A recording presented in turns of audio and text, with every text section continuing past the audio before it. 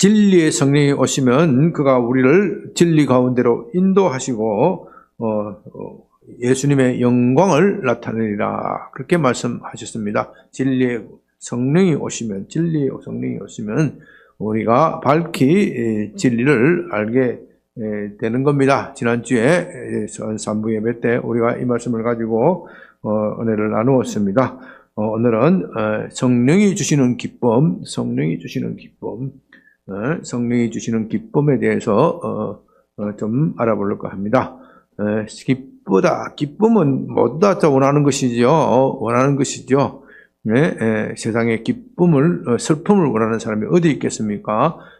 기쁨은 우리가 모두가 다 갖기를 원하는 겁니다. 그러나 진정한 기쁨은 성령이 주시는 그것을 가지고 있어야 합니다. 주님께서 이제 성령이 주시는 기쁨을 우리가 누리도록 하기 위해서 말씀하고 계십니다. 16절, 조금 있으면 너희가 나를 보지 못하고 또 조금 있으면 나를 보리라. 이렇게 말씀하십니다. 참 이게 무슨 말인가? 조금 있으면 나를 보고 조금 있으면 나를 보지 못하겠다. 너희가 조금 있으면 나를 보지 못하고 또 조금 더 있으면 어떻게 해요? 나를 보리라. 이것이 무슨 말씀입니까? 조금 있으면 나를 보지 못하겠다는 말은 무슨 말입니까? 예수 그리스도께서 십자가의 고난을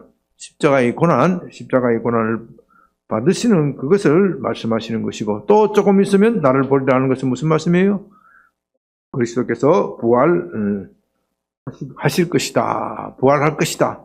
이미 주님께서 여러 차례 제자들에게 말씀하시고 그것을 비유하여 그것을 말씀하신 그것을 다시 설명하는데 제자들은 어때요? 알아들어요? 못 들어요? 제자들이 알아듣지 못한다. 그 이유는 아직 성령이 그들에게 임하지 아니하였기 때문에 보기는 보아도 보지 못하고 듣기는 들어도 깨닫지 못한다. 그래서 제자들 사이에 서로 묻습니다. 주님께서 조금 있으면 나를 보지 못하겠고 또 조금 있으면 나를 보리라 한 이 말씀이 도대체 무슨 말씀이냐? 우리가 도저히 이해하기 어렵다. 19절, 예수께서 그 묻고자 함을 아시고 내 말이 조금 있으면 나를 보지 못하겠고 또 조금 있으면 나를 보리라 함으로 서로 문의하느냐. 내가 진실로 너희에게 이르노니 너희는 곡하고 애통하겠으나 세상은 기뻐하리라. 너희가 곡하고 애통한다는 말이 무슨 말이겠어요? 무슨 사건을 두고 하는 말이겠어요? 십자가 사건을 볼 때, 아니 세상에 어떻게 이럴 수가 있어? 세상에 정의가 무너졌구나. 우리가 예수 그리스도 그분이 정말로 하나님으로부터 온 분인 줄 알았고 또 그분은 이 세상에 정말로 착한 일을 많이 하였는데 우리의 종교 지도자 대제사장과 바리새인들이 그분을 알아보지 못하고 그분을 십자가에 못 박았다. 세상에 어떻게 이렇게 착한 의인이 십자가에 못 박힐 수 있느냐? 세상에는 정말 소망이 없다. 우리 지도자들이 정말 무지에 갇혀 있구나. 이 백성들을 정말 어디로 끌고 가려고 하는가? 염려와 근심과 걱정 속에서 십자가 사건을 보면서 그들은 곡하고 애통하지만 세상은 뭐예요? 세상은 기뻐한다. 왜 세상은 기뻐하겠습니까? 여기서 세상은 마귀가 장악하고 있는 세상, 어둠의 세력이 장악하고 있는 세상, 그 세상을 말하는 겁니다. 세상이 왜 기뻐합니까? 드디어 자기들의 목적이 달성되었다. 예수 그리스도를 눈의 가시처럼 여겼는데 그 눈의 가시, 그리스도가 예수님이 오시지 않았다면은 자기들이 누리고 있는 이 특권, 이 종교적 특권, 명예, 권세 이런 것들을 인해서 잘 먹고 잘 살고 있는데 예수께서 오셔서 이것을 판을 뒤집어 놓으신다. 우리가 오전에 배웠죠? 하나님은 세상을 어떻게 해요? 흔들고 계신다. 예수님이 이 땅에 오셔서 흔들어 놓았잖아요. 무엇을 흔들어 놓았습니까? 그들의 종교의식, 종교 계율, 그것을 흔들어 놓으셨어요. 성전 앞에서 장사하는 사람들은 어떻게 해요? 판을 엎으셨다. 그것은 흔들어 놓은 것에 대한 상징입니다. 기존으로 내려오던 종교적 질서, 기존의 질서를 흔들어 놓았었어요. 흔들어 놓았으니까 기득권층들이 어떻게 돼요? 불안한 거예요. 불안해서 예수를 눈에 가시처럼 생각했기 때문에 그를 제거한 후에 야, 이제 드디어 우리 세상이 왔다. 드디어 우리에게 평화가 왔다. 네. 그래서 제자들은 슬퍼하고 애통하지만 종교 지도자들, 부패한 그 세력들은 오히려 기뻐하고 즐거워하겠다. 그러나 어떻게 해요? 너희는 근심하겠으나 너희 근심이 어떻게 해요? 기쁨이 된다. 기쁨이 된다. 근심이 기쁨이 된다. 근심이 기쁨이 된다. 어떤 기쁨이냐? 21절 여자가 해산하게 되면 그때가 이르렀으므로 근심하나 아이를 낳으면 세상에서 사람 난 기쁨으로 말미암아 그 고통을 다시 기억하지 아니하느니라. 여러분, 성령이 주시는 기쁨을 누리려면 먼저 곡하고 애통해야 합니다. 곡하고 애통함이 없으면 성령이 주시는 기쁨이 누릴 수가 없어요. 여러분, 지금이야 의학기술이 발달되어 있기 때문에 여인들이 아이를 낳을 때 그래도 좀 수월하게 낳잖아요. 그래 수월하게 낳아도 그래도 지금도 아이 낳는 것이 쉬워요, 어려워요? 네? 우리 윤옥 씨, 쉬워요, 어려워요? 어려웠죠? 네. 하나 더 갖고 싶어도 엄두가 잘 안 난다. 그래도 약간, 그죠? 네? 갖기는 갖고 싶은데 그 고통을 생각하면 엄두가 잘 안 나. 그러나 옛날에는 아이 낳는 것이 정말 죽는 것과 같은 고통이에요. 애인이 잘못하다가 아이를 낳다가 어떻게 해요? 죽는 수가 허다했어요. 옛날에는. 네? 허다했어요. 성경에도 아이 낳다가 죽은 어머니가 있죠? 누구예요? 라헬. 네? 라헬. 그런 것들이 심심치 않기 때문에 아이 낳는 여인은 얼마나 염려하고 근심할지 모릅니다. 해산날이 다가올수록 야, 내가 저 고통을 어떻게 견딜 것인가. 진통 완화제도 없고 또 뭐 이렇게 분만 기술도 발달되지 않았기 때문에 얼마나 힘들고 어렵습니까? 그런데 아이를 낳으면 어떻게 해요? 그 고통이 어떻게 해요? 싹 잊어버리죠? 이거 아이를 낳아보니까 안 해. 나는 아이를 안 낳아봐서 잘 모르겠어. 싹 잊어버려. 언제 그랬다 하듯이 아이를 보면 아이가 빵긋하고 웃으면 어떻게 해요? 막 온갖 지난날의 고통들이 싹 눈 녹듯이 녹아지는 거예요. 성령이 주시는 기쁨은 바로 그런 기쁨. 절대로 그리스도인들은 고난이 없으면 영광을 차지할 수 없어요. 세상은 어떻습니까? 세상은 고난이 없이 영광을 차지하려고 그래요. 늘 그래요. 응? 세상은 고난이 없이 어떻게 고통을 가급적이면 줄이고 영광을 많이 가지려고 하는 것이 세상이에요. 세상이에요. 그 대표적인 것이 마약이잖아요. 마약. 응? 마약. 사람들이 왜 마약에 취합니까? 마약을 먹으면 어떻게 돼요? 마약을 맞으면, 마약 주사를 맞으면 어떻게 돼요? 나는 안 맞아봐서 모르겠는데. 혹시 여기 맞아본 사람이 있어요? 여기는 그런 사람 없겠죠? 네? 맞아보면 뿅 간대 그래요. 뿅 가. 맞아요? 뿅 가버린데 정신이 그렇게 몽롱하고 기분이 좋대. 예? 기분이 좋대. 예? 예? 그래서 그 마약에 중독된 사람은 그 마약 한 방울 구하려고 온갖 모든 재산을 바치고 몸도 바치고 나중에는 먼 것을 탕진하잖아요. 예, 한 방 맞으면 어떻게 또 한 방 맞으면 해롱해서 그게 몇 시간 가는지 모르지만은 그렇게 지낸단 말입니다. 세상은 이렇게 마약적인 즐거움을 주고요. 고난도 없이 얻어지는 것. 그러나 그 대가는 어떻게 해요? 고난도 없이 얻어지는 그 기쁨은 어떻게 해요? 오래 가지도 않지만 그 나중에 치르는 대가는 더 크다. 세상이 주는 기쁨, 늘 그런 겁니다. 세상이 주는 기쁨은요, 이 세상에서 내가 어떻게 하면 잘 먹고 잘 살 수 있을까? 어떻게 하면 내가 세상에서 다른 사람들의 시선을 받고, 다른 사람들로부터 존경을 받고, 다른 사람들로부터 높임을 받을 것인가? 늘 세상은 그런 기쁨을 추구하지요. 그러나 그런 기쁨을 그나마 자기가 열심히 일해서 그것을 얻는다 하면은 보람의식도 있고, 보람의식도 있고, 뭔가 성취감도 있겠지만, 대부분의 세상 사람들은 그런 고통스러운 과정을 거치지 않고, 결과만, 열매만 딱 먹으려고 합니다. 그렇게 하다가 어떻게 돼요? 결국, 폐가 망신하는 수가 있다. 폐가 망신하는 수가 있다.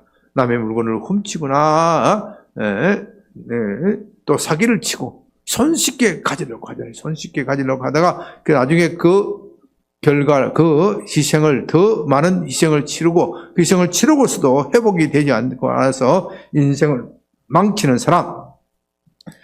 우리 삶에 있어서도 기쁨도 쾌락도 그런 겁니다. 기쁨을 원하는 사람은, 제가 말씀드리기 앞서 노동을 말씀드렸지만, 노동을 해야 돼, 노동. 노동을 해야 돼. 노동하지 않고 쾌락을 얻으려고 하니까 밤새도록 뭐 하고 있어요? 게임하고 있어요. 게임.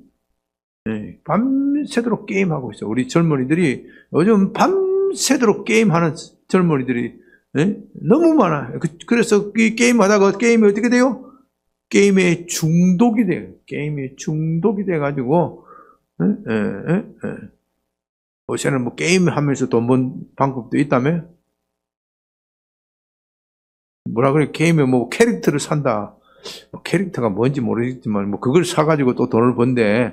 아이고, 게임 회사가 우리 아이들을 얼마나 게임의 노예로 만들기 위해서 참 여러 가지로 고안해서 그 게임에 가두어두고. 우리 장원 형제는 캐릭터 뭔지 알죠? 네? 많이 해봤어요? 옛날에 뭐 해? 무슨 게임? 뭐 스타워즈 뭐 이런 것도 있고 뭐예요 또? 철골에 뭐? 철골건? 뭐? 하여튼 뭐 이런 하여튼 뭐 아유 요새는 뭐 나는 게임 별로 안 하는데 유튜브 뭐 좀 보려면 뭐 선전물에 게임이 왜 그렇게 많이 나오는지 모르겠어. 게임 회사가 굉장히 돈이 많은가 봐요.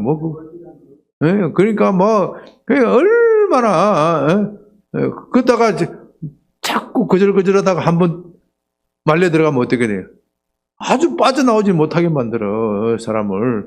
섹스, 마약. 이런 것도 이 유튜브를 너무 즐기는 사람들은 그런 거 한 번씩 이렇게 중간중간 끼어 들어가지고 해가지고 결국 한번 빠지면은 헤어나오려면 얼마나 힘들은지 몰라요.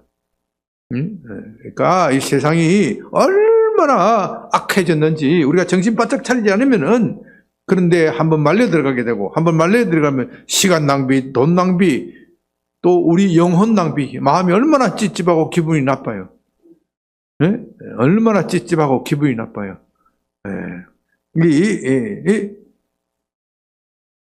그래서 이 세상도 기쁨을 추구하고 우리도 기쁨을 추구하지만 세상이 주는 기쁨과 성령이 주시는 기쁨은 질적으로 다르다. 성령이 주시는 기쁨은 먼저 우리의 희생을 요구해요. 우리가 열심히 일할 것을 요구를 해요. 여기에 보십시오. 여기 단계가 있잖아요. 20절 너희는 곡하고 애통하겠으나 세상을 어떻게 해요? 기뻐하고 너희는 근심하겠으나 너희 근심이 어떻게 해요? 도리어 기쁨이 되리라. 여기 단계가 있어. 성령이 주시는 기쁨을 누리려면 먼저 곡하고 애통해야 돼. 곡하고 애통한다는 것은 우리가 예수님처럼 십자가를 질 수는 없어. 십자가를 질 필요도 없지만은. 그러나 나의 과거에 대해서 내가 예수와 함께 십자가에 못 박혔다. 내가 과거의 죄 때문에 내 과거의 죄로 인하여 애통하고 곡하는 마음이 있어야 돼. 곡하는 마음. 내가 정말로 하나님 앞에 큰 죄인이다 하는 이 의식, 성령께서 이거 와셔서 하시는, 우리 영혼에 오셔서 하는 첫째 작업은 내가 죄인이라는 것을 깨닫게 해주시는, 깨닫게 해주시는, 이 죄인이라는 깨달음이 없이 영적 기쁨을 얻는 것은 불가능해요. 우리가 죄를 깨달으면 깨달을수록 영적 기쁨은 어떻게 해요? 커지는 거예요. 죄를 깨달으면 깨달을수록 죄로 인하여 고통스럽고 죄로 인하여 괴롭지만, 심지어 어떤 사람은 죄로 인하여 떼굴떼굴 구는 사람이 있어요. 죄로 인하여 하나님께서 그의 마음에 성령을 주시면은 자기의 죄를 깨달아지고서 너무 고통스러워서 내가 어떻게 하나님 앞에 그런 큰 죄인일까 하는 깨달음이 오서 그 죄 때문에 견디지 못하고 떼굴떼굴 구는 사람이 있어요. 실제로 저도 그런 사람 많이 봤어요. 죄로 인해서. 사도행전에 그렇게 나오잖아요. 형제여, 내가 어찌 알고 죄를 인하여 떼굴떼굴 구르는데, 그렇게 구르고 나서 통곡을 하면서 통곡을 하고, 하나님 내가 죄를 지었습니다 통곡을 하고 이렇게 하는데, 조금 있다 보면 헤 하고 나타나. 왜? 성령이 주시는 그 기쁨이 있기 때문에. 성령이 그 죄를 확 비우고 나면 성령께서 정말로 그의 마음속에 들어오셔서 그를 장악하셔서 너는 이제 내 거야. 하나님께서 너는 내 것이야. 너는 내 소유야. 내가 너와 함께 있어. 이 기쁨이 그의 마음속에 꽉 차있기 때문에 그는 진정한 기쁨을 누리게 됩니다. 그런데요, 요즘에는 또 이 성령이 주시는 기쁨도 마치 마약처럼 설명하는 사람이 있어요. 참 걱정이에요, 걱정. 혹시 여러분들이 그런 거 들어볼지 모르지만요, 성령 충만 받아가 깔깔깔깔거리는 사람들이 있대. 그런 이야기 들어봤어요? 깔깔깔깔거리는 은사가 있대. 성령의 은사 중에서 깔깔깔깔거리면서 뭐 어떤 집회에 가면은, 봤으세요? 막 깔깔깔깔깔깔 웃는데, 성령께서 기쁨의 은사를 주신다고 했으니까, 우리는 기쁨의 은사를 받았다고 하면서 깔깔깔깔깔깔. 그건 마약적인 은사야, 마약적인 은사. 성령께서 우리에게 기쁨을 주시기 전에 뭐가 먼저 선행된다고요? 죄를 깨닫고 곡하고 애통함이 먼저 있어야 되는데, 곡하고 애통함이 있어서 깔깔깔깔 거리면은 그건 옳은 거예요. 그런데 그런 집회에서는 그런 것도 없이 오늘 성령의 은사를 받았으니까 여러분들 다 웃을 것입니다. 깔깔깔깔깔깔 웃어보세요. 깔깔깔깔깔 뭐 한번 이 사람이 웃으면 같이 깔깔깔깔 웃고, 그렇게 해서 성령 받았다고 착각하는 거예요. 왜 그것을 알 수 있느냐? 그렇게 깔깔깔깔깔 거리고 웃는 사람이 그 사람의 삶이 달라지고, 내가 죽었던 행실을 회개하고 새로운 행실로 간다 그러면 그건 진정한 은사지. 맞죠? 그런데 깔깔깔깔거리고 나서도 삶이 변화가 없어요. 여전히 사기치고, 여전히 거짓말하고, 여전히 부모를 거역하고, 여전히 무정하고 무자비하고, 이웃을 무시하고, 그의 삶이 변화되지 않는데 깔깔깔깔거리는 은사가 무슨 소용이 있어요? 그게 다 인위적으로 지어낸 것에 불과한 거예요. 여러분들이 성령이 주시는 기쁨을 누리려면 먼저 여인이 해산하는 것과 같은 고통이 있어야 된다. 그 고통은 죄를 깨달으면서 오는 고통이다. 성령께서 오셔서 우리에게 기쁨을 주시려고 하면은 먼저 우리에게 우리의 죄를 깨닫게 해 주시고 그 죄를 깨달음으로써 우리는 심히 고통하고 심히 번뇌하지만 그러나 그 회개의 과정을 거치고 나면 하나님께서 우리에게 죄사함의 깨달음을 주시기 때문에 죄사함을 깨달음과 함께 동시에 너는 내 것이다. 이제부터는 아무도 너를 건드릴 수 없다. 그 확신을 심어주시기 때문에 마음이 얼마나 시원하고 기쁜지 모릅니다. 그래서 22절에 이렇게 말씀하십니다. 지금은 너희가 근심하시나 내가 다시 너희를 보르니 너희 마음이 기쁠 것이요 너희 기쁨을 어떻게 해요? 빼앗을 자가 없으리라. 성령께서 주시는 기쁨은 빼앗을 자가 없습니다. 이 세상이 주는 기쁨은 빼앗을 자가 있는 거예요. 네? 마약이 주는 기쁨은 빼앗을 자가 있어요. 누구예요? 마약을 공급하는 공급책이 마약을 줬다 뺐다 줬다 뺐다. 그러면 나중에 누구에게 되는 겁니까? 노예가 되는 겁니까? 마약을 지은 카르텔, 그 범죄 조직의 종이 되는 겁니다.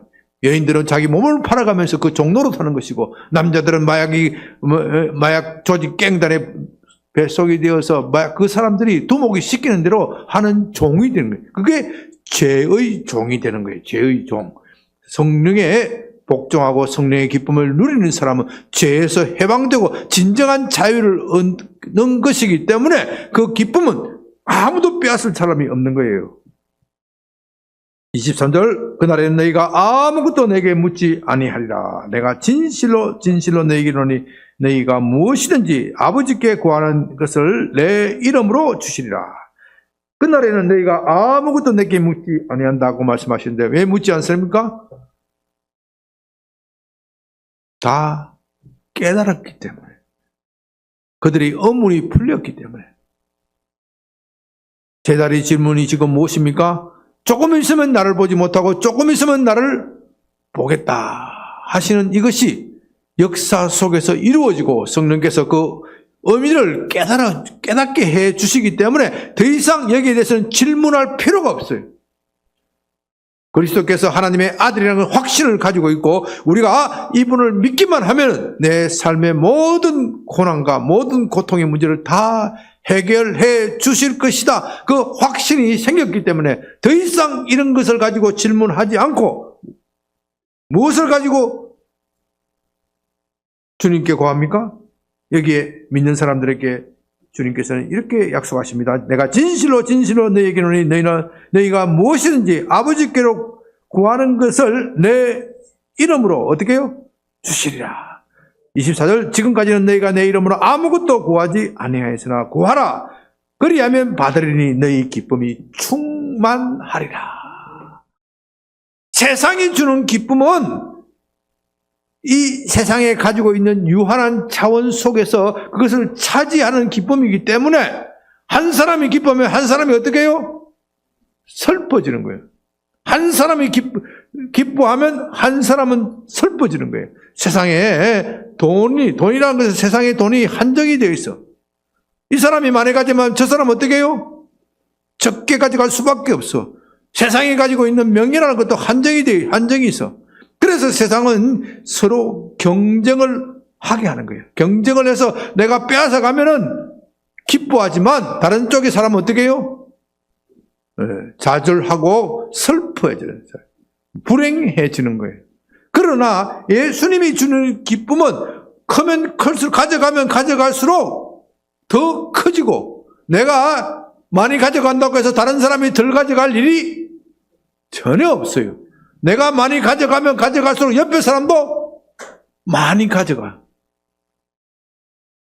여러분 우리가 교회 가운데 성령에 충만해서 취해서 기쁘고 즐거워하는 사람 한 사람이라도 챙겨보십시오. 옆에 사람이 어떻게 해요? 저 사람 왜 저랬어? 나도 성령 충만하고 기쁨을 누려야 되겠다. 그런 생각이 들어요, 안 들어요? 그렇겠잖아요. 기쁨이 천념이 되어서 온 교회 전체가 기쁨으로 넘치는데 그러면 우리 교회가 성령에 취해서 기쁨이 넘치는데 옆에 있는 다른 교회가 기쁨이 줄어들어요, 안 들어요? 줄어들어요, 안 들어요? 네? 와, 저 교회는 갑자기 왜 저러지? 기쁨에 충만해서 교인들이 얼굴이 환하게 밝고 열심히 전도하고, 와, 우리 교회도 좀 배우자, 따라하자. 그렇게 하잖아요. 해요, 안 해요? 그렇죠? 그렇게 하면 그 교회도 어떻게 해요? 기쁨이 충만하고 즐거워하는데 옆에 교회가 네가 우리 교회 기쁨 가져갔냐? 이렇게 해요, 안 해요? 안 그래요. 그렇죠? 세상이 주는 기쁨과 예수님이 주는 기쁨, 성령이 주는 기쁨은 질적으로 다르다니까요. 세상이 주는 기쁨은 이렇게 마운트가 딱 정해져 있는데 한 사람이 많이 가져가면 한 사람은 인상 쓰게 돼 있어. 그러나 성령이 주시는 기쁨은 나누면 나눌수록 커지는 거예요. 신비한 거예요. 신비한 기쁨이에요. 신비한 기쁨. 이 기쁨에 우리가 참여를 해야 된다. 그런데 우리가 이 기쁨에서 참여할 아주 중요한 것을 주님께서는 주시고 있어요. 그것이 뭐예요? 우리가 예수님의 이름으로 구하면 하나님 아버지가 들으신다. 하나님 아버지가 들으신다.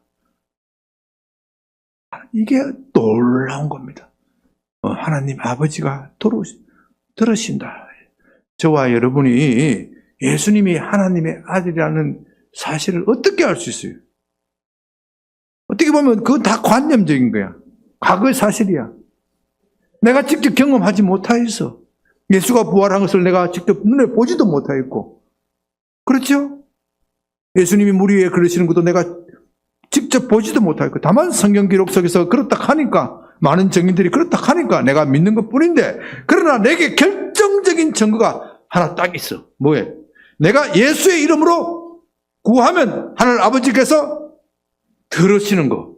이거는 정말로 저와 여러분에게 가질 수 있는 결정적인 증거예요. 이 증거는 아무나도 가질 수 있어. 여러분, 세상에 하나님이 누구의 이름으로 기도한다고 해서 내가 들어주겠다고 말씀하셨어요? 예수 외에는 그 이름이 없어요. 예수 외에는 그 이름이 없다니까요.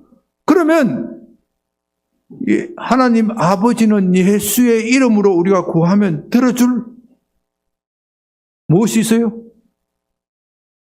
책임이 있어. 의무가 있어. 의무가 생겨. 이건요, 굉장히 법적으로 중요한 의미를 가지고 있는 거예요. 법적으로 중요한 의미를 가지고 있는 거예요. 우리는 하나님을 보지도 못하고 예수님을 보지도 못하지만 예수님의 이름으로 하나님 기도를 했더니 그 기도가 하나님께 상달되어서 우리 삶 속에서 응답되어진다. 이건 대단한 사실이에요. 대단한 사실이에요. 이것이 곧 예수님은 곧 하나님의 아들이고 우리를 위한 중보자이고 우리를 위한 구원자이라는 확실한 증거가 되는 거예요. 다른 모든 것은 관념적이니까 내가 믿을 수 없다. 그렇게 말할 수도 있지만 이것에 대해서는 아무나 다 시험하고 아무나 다 경험할 수 있어요. 그러니까 이 사실에 대해서는 아무도 변명할 수가 없어요. 그러므로 예수의 이름으로 구하고 얻는 사람은 내가 구한 그것을 얻는 그 기쁨도 기쁨이지만 진짜 기쁨은 뭐냐? 예수가 하나님의 아들이다. 그것이 내가 믿어진다. 그 아들을 가지고 있으니 내가 그 아들의 이름을 가지고 있으니 나는 언제나 필요할 때마다 하나님께 나아갈 수 있다. 하나님께 나아갈 수 있는 길을 얻었다. 거기에 대한 증거를 확실하게 가지고 있는 거예요. 그러므로 예수의 이름으로 기도가 응답이 된다는 것은요, 하늘 아버지께서 우리에게 예수님이 하나님의 아들이라는 확실한 증거를 주신 거예요. 저는 제 삶 속에서 신학적으로 어떻게 정리하는지는 모르지만은 제 삶 속에서 이것만큼 더 확실한 증거가 없다고 생각을 해요. 다른 것은 다 관념적이고 다른 것은 다 우리가 실험할 수도 없잖아요. 다 주관적이야. 그렇죠? 성령 받아서 삶이 변화되고 뭐 이런 체험을 하고 하는 것도 그건 다 어떻게 보면 주관적이야. 내가 안 일어나면 그건 그만이에요. 그런데 예수의 이름으로 내가 구했더니 그것이 응답이 되었다. 이걸 체험한 사람은 그 응답받는 그것에 그치는 것이 아니라, 이야, 진짜 진짜 예수님이 하나님의 아들이구나. 이 하나님의 아들이 나를 찾아오셔서 이 기쁨을 누릴 수 있다는 겁니다. 바로 이것을 깨닫게 해주시고 기도할 힘을 주시는 분이 성령님이시노. 오전에 말씀과 기도에 대해서 강조를 했습니다. 여러분이 삶에 있어서 방향이 필요하다. 디렉션이 필요하다. 그 디렉션이 필요할 때는 무엇을 해야 되겠어요? 기도예요? 말씀이에요? 기도예요? 말씀이에요? 기도예요? 하나님의 말씀이에요? 내 삶에 있어서 내가 방향을 잃었다. 그럴 때 주로 어디에 전념해야 되겠어요? 말씀. 제가 처음에 이야기했잖아요. 말씀은 우리에게 디렉션을 주는 것이고. 그런데 내가 디렉션을 알기는 아는데 힘이 떨어지고 갈 용기가 없고 엄두가 안 나. 그럴 때는 어디에 전념해야 되겠어요? 기도에 전념해야 돼요. 기도에. 요걸 뒤섞어 놓으면은 뒤범벅하면 영적 질서가 흐트러져요. 때로는 하나님께서 말씀을 통하여 힘을 주실 때도 있고 또 반대로 기도를 통하여 디렉션을 주실 때도 있어. 기도를 통해서 디렉션을 주실 때도 있는데 말씀을 통해서 힘을 주시는 것보다는 주로 기도를 통해서 우리에게 힘이 나오는 거예요. 힘이 흘러나요. 그래서 기도는 우리에게 힘을 주는 에너지를 주는 원천이 통로예요. 통로. 기도 많이 한 사람은 영력이 세. 영력이 세. 기도 많이 한 사람은 안수하면 팡팡 자빠지고 이런 현상이 나고 또 병도 잘 낙화해. 그런데 기도만 이렇게 힘만 세면 뭐해? 힘만 세면 미련한 놈이지. 디렉션이 있어야 돼요. 영적으로 힘센 미련한 그런 목사들이 들어있다니까. 말씀을 등한시하고. 말씀은 방향을 줘요. 방향만 아무리 좋으면 뭐해? 갈 힘이 없으면 소용이 없지. 그러니까 항상 말씀과 기도 이것을 균형 있게 해야 돼. 균형 있게 하면은 그것이 점점 강화가 되고 보강이 되어서 하나님의 말씀이 더욱더 넓게 입혀지고 넓게 깊게 이건 그 디렉션을 가지고 다시 기도하면 그의 삶이 다시 풍성해지고 다시 또 말씀과 기도를 착착 다져가면서 그의 삶이 커지는 겁니다. 그의 삶이 커진 것과 함께 이 말씀과 기도 속에서 하나님의 은혜가 흘러가는데 이 은혜가 뭐라 그랬죠? 성령이라고 했어요. 은혜라는 말은 성령이라는 말과 대치될 수 있는 거예요. 여러분들 이 영적 구조를 잘 알아야 돼요. 이 은혜가 넘치면 우리 안에 뭐가 생긴다 그랬죠? 예? 뭐가 생긴다 그랬죠? 믿음이 생겨, 믿음. 믿음이 생겨. 이 은혜가 넘치면은 하나님의 말씀과 기도가 충만해지면 우리 안에 믿음이 생겨. 말씀과 기도 그 자체가 우리에게 기적을 일으키는 게 아니에요. 물론 그것을 바로 기적과 연결시키는 구절도 있지만 그 과정 속에서 무엇이 있어야 돼? 믿음이 있어야 돼. 믿음. 너의 믿음이 있고 너의 믿음을 보시고 너를 구원한다. 예수님 말씀하셨죠? 그의 믿음만한 구원받을 만한 믿음을 보시고 믿음. 그 믿음이 우리 속에 있는 그것이 있느냐 없느냐 그것이 결정적이야. 믿음이 있으면 구원을 받는 것이고 믿음이 없으면 구원 못 받는 것이고 믿음이 있으면 기적을 일으키는 것이고 믿음이 없으면 기적을 볼 수가 없는 거예요. 믿음. 그 믿음이 어떻게 생산되느냐? 말씀드렸죠? 말씀과 기도. 우리가 말씀과 기도를 드리고 있을 때 성령께서 우리에게 오셔서 우리 영혼 속에 작업을 하시는 거예요. 작업을. 네? 성령 속에서 작업을 하시는 거예요. 그래서 이것을 이런 작업을 하는 과정을 우리 성령께서 우리에게 믿음을 생산하는 과정을 우리에게 하는 것을 이것을 은혜라고 부르는 거예요. 은혜. 응? 같은 같은 일에 보기에 따라서 이렇게도 하고 저렇게도 사는 게 설명이 또 하는 거예요. 뭐 은혜라 그런 거예요. 은혜. 예. 그래서 믿음은 하나님의 은혜다. 성경에 말하기를 믿으면 하나님의 은혜다. 이 은혜가 어떻게 우리에게 생산되어지느냐? 우리가 말씀과 기도를 할 때 성령께서 우리 내면에 작업을 하시는 거예요. 작업을. 이걸 자꾸 분석적으로 이야기를 하니까 사람들이 헷갈려. 사람들이 헷갈려. 이것이 한꺼번에 일어나는 과정이에요. 한꺼번에 일어나는 거죠. 이럴 때 바로 이런 과정이 우리 속에 계속 될 때 우리 영혼이 기뻐지는 거예요. 기뻐지는 거. 기쁨은 이런 하나님의 은혜의 선물의 결과야, 결과. 내가 억지로 기뻐하려고 해서 되는 게 아니에요. 우리가 참 말씀을 이제 마칩니다. 이 세상을 보면 기뻐할 게 뭐 있어요, 지금? 온 세상이 지금 깜깜한 어둠에 갇혀 있어요. 대한민국이 지금 깜깜한 어둠에 갇혀 있기 때문에 기뻐할 일이 없어. 그러나 우리는 이 캄캄한 어둠 속에서 하나님의 말씀에 깊이 들어가면 여기에 우리가 아무리 어둠 속에 있어도 갈 디렉션이 있어. 디렉션이 있고 우리가 열심히 기도하면 그 디렉션을 향하여 걸어갈 수, 나아갈 수 있는 거예요.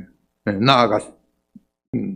그래서 오전에는 주로 말씀 중심으로 말씀을 드리는 거고 오후에는 기도를 중심으로 말씀드리고 그렇게 할 때 성령께서 열심히 우리 속에 역사하시고 은혜를 베푸심으로써 우리에게 새로운 길이 열리고 그 길을 우리에게 나아가 성취하게 될 때 우리 영혼이 어떻게 해요? 기뻐지는 거예요. 기뻐지는 거예요. 이 과정을 생각하면서 우리가 정말 기도할 제목이 많습니다. 우리 나라가 지금 너무나도 혼란 속에 쌓여 있고 혼동 속에 쌓여 있어요. 하나님께서 말씀을 통하여 성령을 통하여 이 나라 교회의 지도자들에게 빛을 주시고 또 우리가 기도를 통하여 그 빛을 받았으면 그 빛 가운데로 걸어나갈 힘을 주셔야 돼요. 우리 이것을 위하여 우리 함께 기도하시고 또 여러분이 삶 속에서 기도의 제목이 있으면 이 시간 우리 한 10분간 40분까지 주여 한번 크게 부르고 기도합니다. 주여!